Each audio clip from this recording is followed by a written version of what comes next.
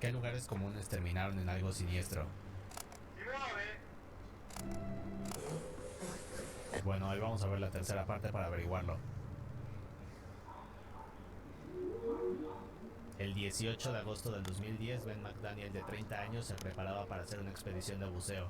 Un par de horas después estaba bajando por el agua y aproximadamente a unos 40 metros de profundidad vio algo que le llamó la atención. Frente a él se encontraba este letrero que dice: detente, prevén tu muerte, no vayas más adelante. Más de 300 buzos, incluyendo Oh, instructores de buceo, han muerto en cuevas como esta. Necesitas entrenamiento en cuevas y entrenamiento en equipo para cuevas y buceo. Sin entrenamiento de cuevas y sin equipo para cuevas, los buzos pueden morir aquí. Puede pasarte a ti. No hay nada en esta cueva por lo que valga la pena bucear. No vayas más allá de este punto.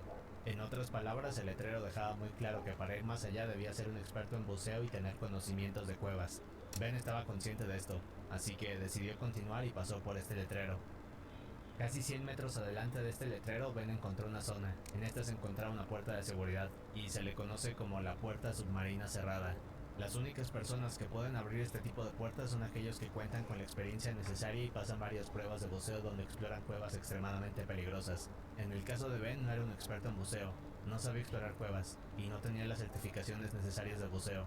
Lo único que quería era meterse a como diera el lugar para explorar. Así que durante los siguientes minutos se la pasa golpeando la puerta, jalando de la manija, intentando empujarla, pero aún así no lo logra. Y justo cuando Ben está a punto de irse del lugar, un buzo desconocido llega, saca una llave y abre la puerta. En realidad este buzo llevaba un par de minutos viendo cómo Ben forcejeaba con la puerta, y como veía que de la nada apareció un chabón, un alto fantasma parece. casi se atoraba, decidió que lo mejor era ayudarlo. De alguna manera sería más seguro. Antes de entrar, Ben le hace una seña de agradecimiento. Del otro lado parece que es la entrada a una gran cueva, así que Ben nada hacia aquí y se pierde en la oscuridad. Ben estaba bastante emocionado, así que al pasar la puerta primero hace un recorrido de 500 metros, pero luego de esto la cueva se convierte en un gran hoyo. Baja a una profundidad de 310 metros aproximadamente, y un par de horas después Ben desapareció. Los días pasaron y su familia comenzó a preocuparse, así que lo reportaron como desaparecido. Las autoridades tardaron un poco en saber que había ido a este lugar conocido como Amigo, que eso es, boludo, un vórtice, literalmente. La cueva Vortex. Te metés ahí y no salí nunca más. la cueva Vortex Spring, uno de los peores lugares para explorar. Al entrar a esta cueva todo parece normal, pero en cuanto llegas a esta sección que parece un hoyo, lugares para explorar. ¿Qué es eso, amigo? Imposible salir de ahí. Al entrar a esta cueva todo parece normal, pero en cuanto llegas a esta sección que parece un hoyo puedes ver que hay huecos, grietas y pequeños túneles que llevan a secciones desconocidas. De hecho, solo el 30% de este lugar está mapeado. Además de esto, para atravesar por estos huecos y grietas debes quitarte el equipo de buceo, arrastrarlo poco a poco con tus manos y nuevamente ponértelo. Todo esto mientras debes alumbrarte con una linterna. En el caso de Ben, nadie sabe con seguridad qué fue lo que hizo cuando Qué peligro. entró, pero decenas de buzos llegaron aquí y comenzaron a explorar el lugar para encontrarlo. Todos tomaban turnos, marcaban cada zona que iban explorando y discutían sobre qué más hacer. Por otra parte, la familia McDaniel logró contratar a Steve King, el buzo que originalmente hizo el mapa de esta cueva años atrás. En total, Steve se metió 7 veces a la cueva, pero aún así no pudo encontrar a Ben. Además de esto, la policía mandó a traer helicópteros y formó todo un equipo de tierra, esto para buscar a Ben en caso de que estuviera en los alrededores de esta zona. Y finalmente, y luego de horas explorando, lograron encontrar algo. Mientras en tierra buscaban a Ben, uno de los buzos se encontró con dos de los tanques de oxígeno de Ben. Desgraciadamente jamás encontró su cuerpo, Está re muerto, amigo. y horas después las autoridades se rindieron. Actualmente el cuerpo de Ben sigue extraviado ahí, en alguno de los túneles de esta cueva. Se cree que está en una parte no documentada, y como el lugar sigue abierto al público es cuestión de tiempo antes de que algún buzo se encuentre con sus restos. Y esta es una de las fotos de Ben en su traje de buceo. Qué miedo si te metes a bucear ahí y te encontrás con algún. Con el cuerpo de este chabón.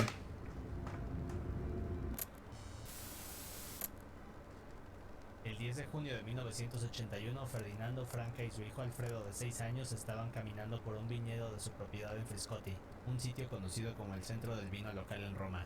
Ese día la familia había terminado de dar su paseo, pero Alfredo estaba aburrido, así que le pidió permiso a sus padres para salir a caminar solo por los viñedos. Esto no era algo fuera de lo normal, así que Ferdinando le dijo que estaba bien y que lo vería en un rato. Más tarde, a eso de las 7 p.m., Ferdinando estaba caminando por su casa cuando se le hizo extraño no ver a su hijo. Después de unos minutos buscándolo, le pregunta a Franca si lo había visto, pero la madre tampoco sabe nada. La madre entonces le dice a Ferdinando que salga y que busque a su hijo para cenar. Así que el padre sale de la casa esperando a ver a su hijo, pero después de unos segundos de estar observando a la distancia no puede verlo. Lo que hace entonces es gritarle para decirle que la cena está lista y que es hora de volver a casa, pero de nuevo no puede ver nada y Alfredo no contesta. En este punto Ferdinando queda algo confundido, así que empieza a caminar alrededor de su propiedad. El padre busca por todos lados gritándole a su hijo, se asoma para ver si no está oculto detrás de algún objeto, pero aún así Alfredo no aparece. En cuanto se da cuenta de esto, regresa a casa por su esposa, le pide ayuda para encontrarlo, pero 2 horas después no logran hacerlo, así que llaman a la policía.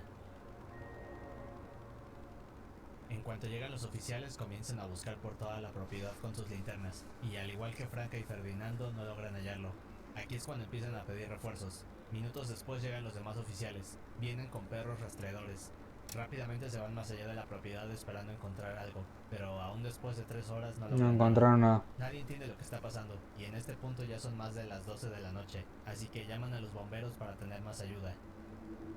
Minutos después, uno de estos bomberos se encontraba caminando alrededor de la propiedad de Ferdinando, y de repente se encuentra con algo curioso. Resulta que cerca de la casa de Ferdinando había un pequeño hoyo en el suelo. En Se cayó realidad, el ahí. hoyo era un pozo ilegal, y este lo había construido el vecino, solo que nadie sabía de esto. Resulta que este tipo de prácticas eran algo normal en esos años. Es decir, que si hacías uno de estos pozos ilegales y encontrabas algo, entonces debías reportarlo a las autoridades, pero si no, entonces debías rellenarlo con tierra nuevamente. Bueno, pues cuando el bombero vio esto, rápido se agachó. Comenzó a gritar el nombre de Alfredo. Al principio no escuchó nada, así que decidió intentarlo una vez más, y casi inmediatamente logró escuchar la voz de Alfredo gritándole a su madre. Al parecer Alfredo había caído accidentalmente en este hueco. Nadie sabía que Amigo. debajo estaba el niño, y en realidad el hoyo ¿Sabe tenía una dónde profundidad está? de 80 metros. Ay, hijo de puta. Una cuadra cayó. Rápidamente las autoridades hicieron maniobras para sacar a Alfredo, pero fracasaron. Lo que tuvieron que hacer entonces fue pedir más apoyo. Así que momentos después llegaron más bomberos, traían más equipo, y de nuevo hicieron maniobras para rescatar al niño, pero nada de lo que hacían servía.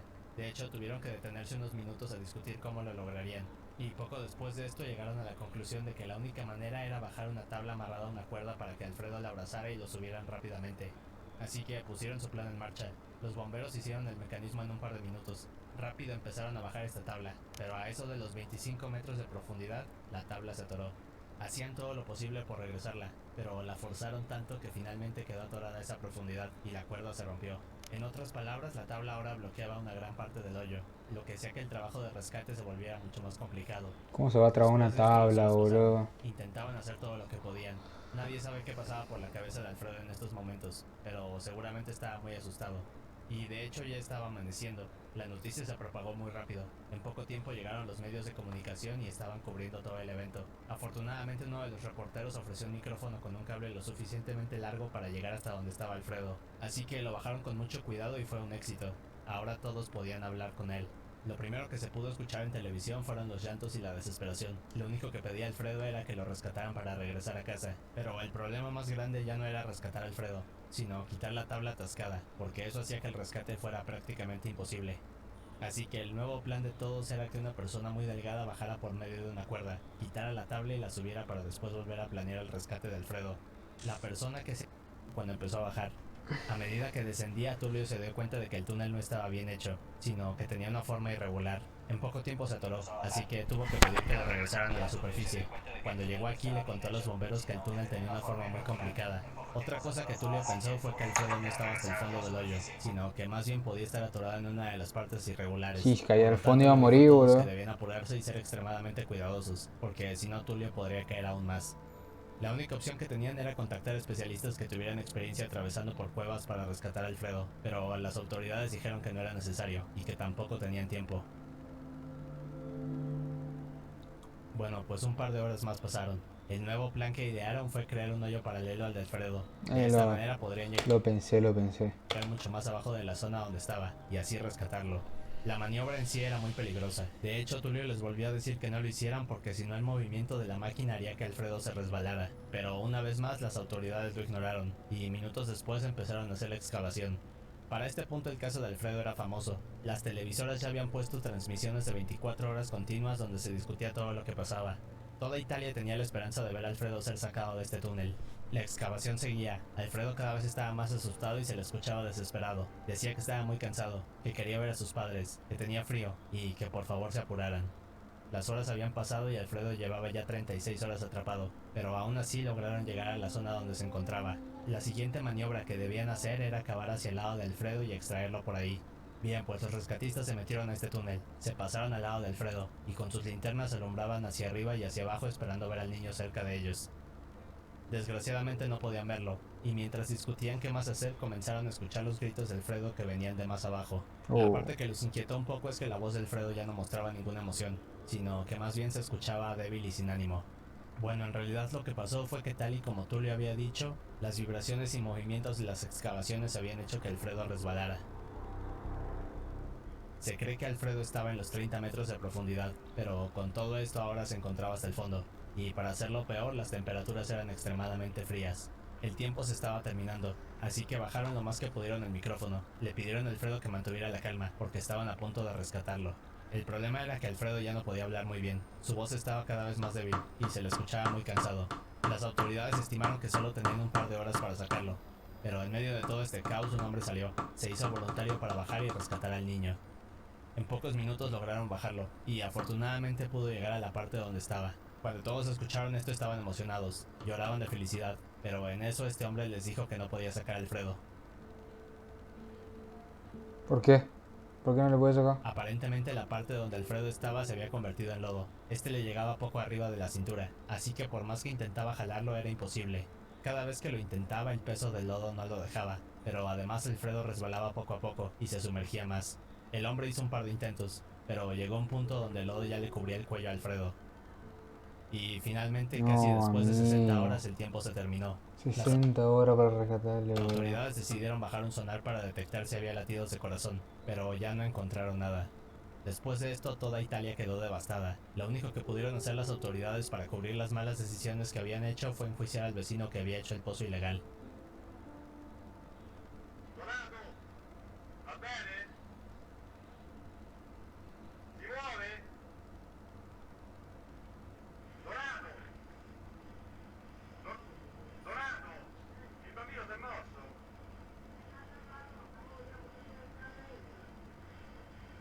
¿Por qué no les tiraban y ahí le agarraba la mano, güey? En 1978, una chica llamada Bridget, de 16 años, esperaba en su casa a que un chico pasara por ella para ir al baile de graduación.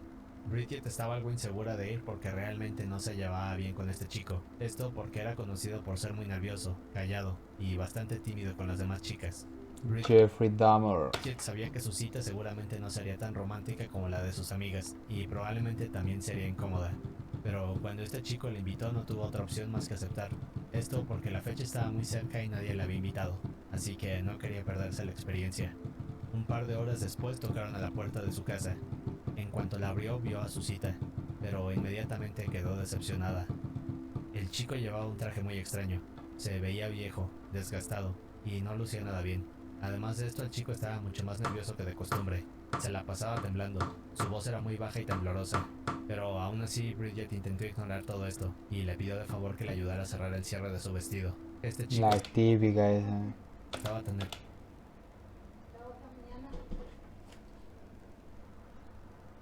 nervioso que ni eso pudo hacer.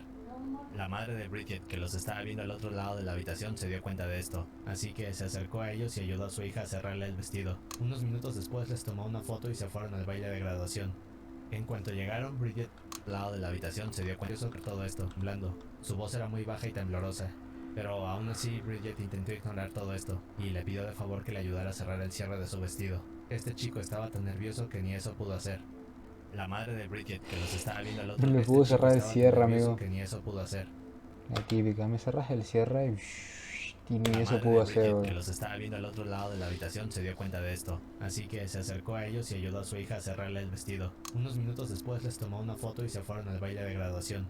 En cuanto llegaron, Bridget se sintió aliviada porque nada iba bien hasta ahora, así que saludó a sus amigas, y aunque sabía que este chico no era lo que esperaba, decidió quedarse con él y no ignorarlo.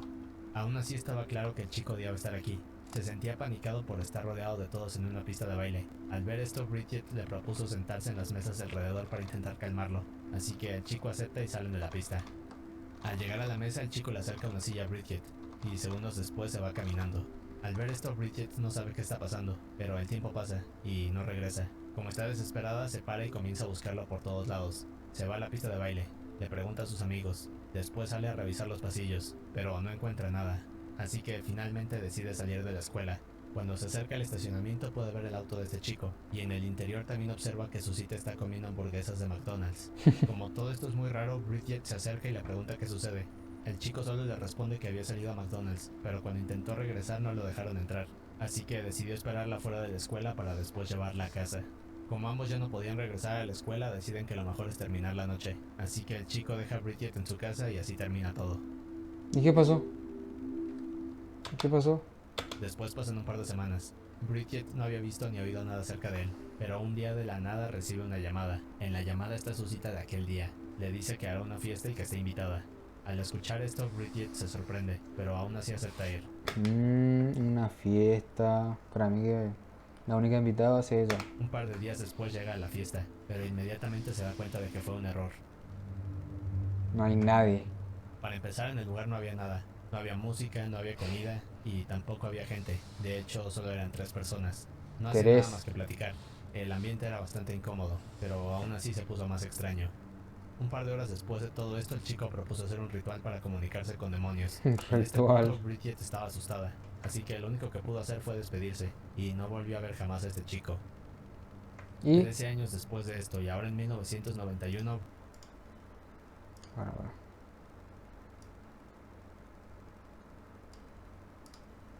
Bridget despertó para empezar su día como siempre, así que encendió la tele, puso las noticias, e inmediatamente se encontró con una fotografía de ese chico que la llevó a la graduación hace años.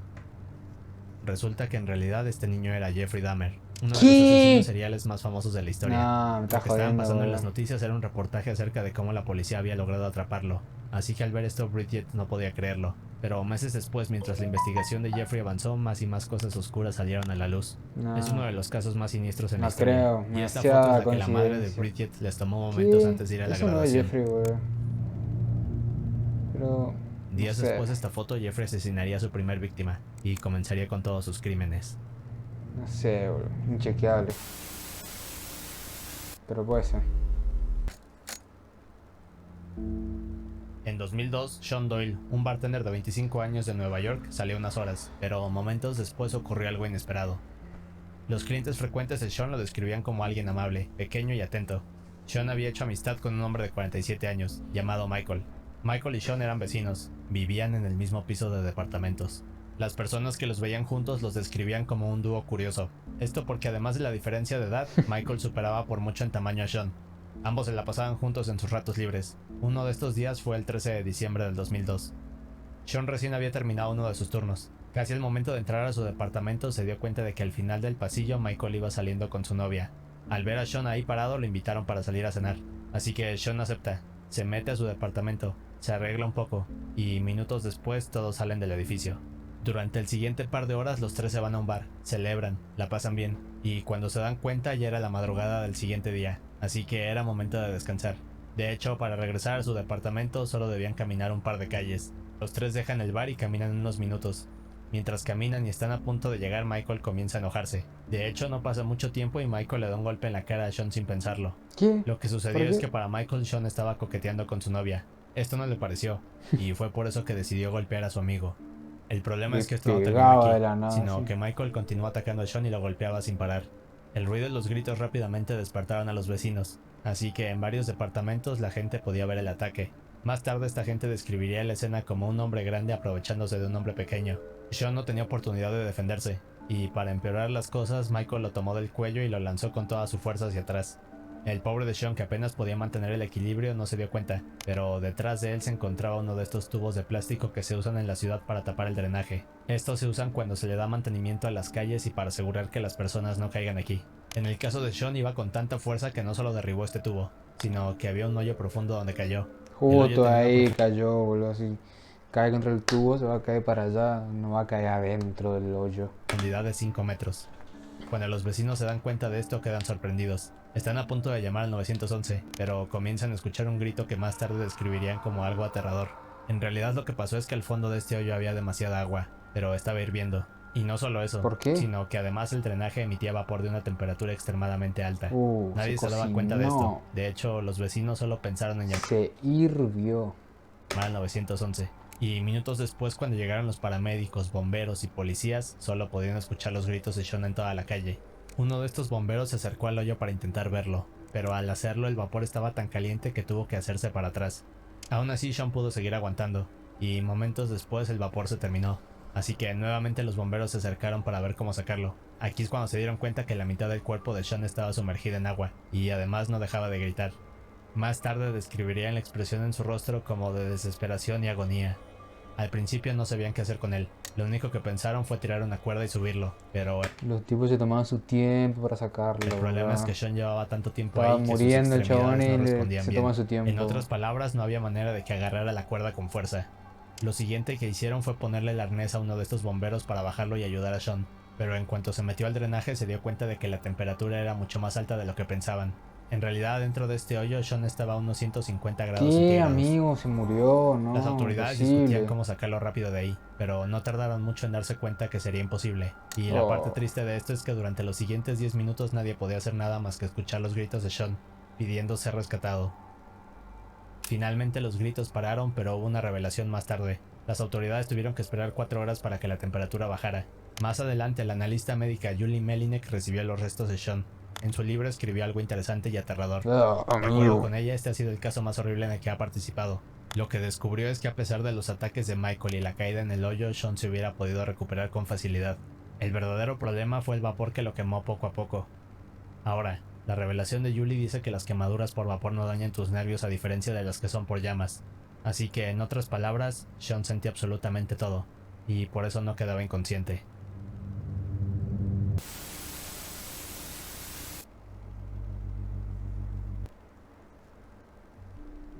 Hace unos años un grupo de exploradores urbanos se metió a una zona para investigarla. Minutos después, cuando caminaban, se encontraron con una cámara vieja, pero un par de horas adelante y cuando regresaron a su casa vieron el metraje que estaba guardado aquí.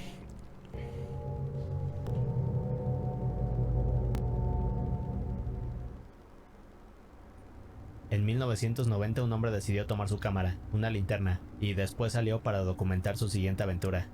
Minutos después llega a la ubicación, así que enciende la cámara y el metraje muestra lo que parece ser un pasillo muy largo, estrecho, hecho de concreto, y está muy oscuro. Por el aspecto del lugar parece que está debajo de la tierra, podría ser una mina o una especie de túnel. En el video no se ve mucho, de hecho parece que no hay nada importante, así que la exploración continúa.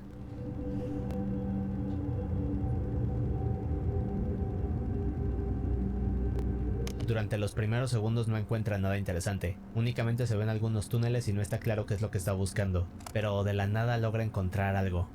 En el video vemos cómo apunta la cámara hacia una flecha pintada en la pared, y esta a su vez apunta a una dirección del túnel. Al ver esto voltea hacia todos lados, y en el suelo encuentra una flecha más. Esta también apunta en la misma dirección que la de la pared. Durante los próximos minutos el hombre sigue caminando siguiendo más flechas. Algo que podemos observar en el video es cómo se mete más y más a las profundidades de este túnel, pero luego de seguir explorando el hombre encuentra algo inesperado. ¿Qué encontró, bro? Las flechas en realidad lo habían dirigido a esta habitación más grande que el resto del lugar, pero cuando la cámara comienza a enfocar lo que se ve aquí son restos humanos. Y no solo se ven unos cuantos huesos, sino cientos de estos cubriendo todo Pero el está en la catacumba de París, boludo. pasillo.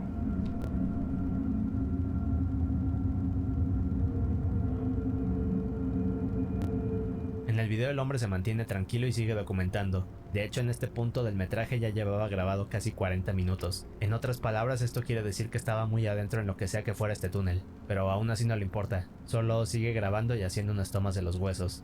Momentos después comienza a caminar, y las flechas continúan por todo el camino.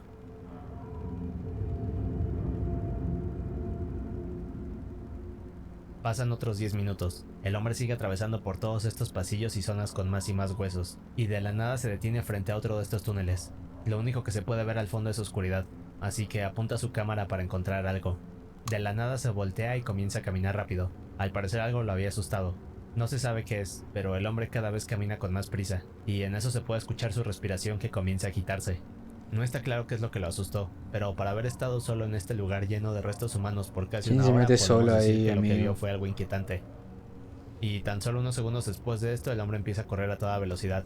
En el video aún podemos ver más flechas en las paredes, oscuridad y más túneles. Solo que en este punto el hombre baja la cámara y sigue corriendo. Parece que alguien lo persigue y su respiración cada vez es más agitada. Segundos después parece tropezar, y lo último que la cámara graba es al hombre perderse entre la oscuridad. La cámara continuó así hasta perder la batería, y 10 años después fue cuando el grupo de exploradores urbanos la encontraron.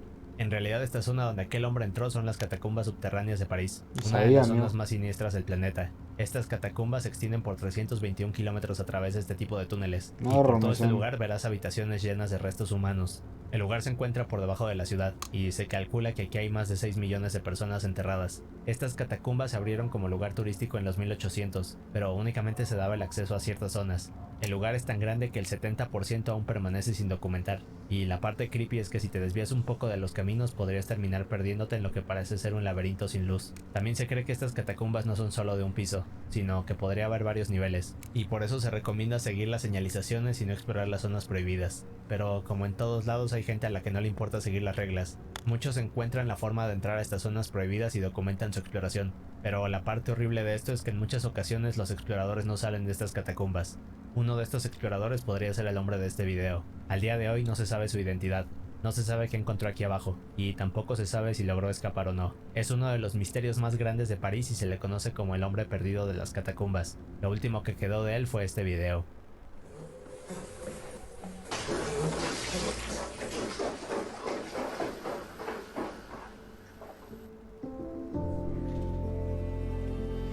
Bueno, estuvo bueno.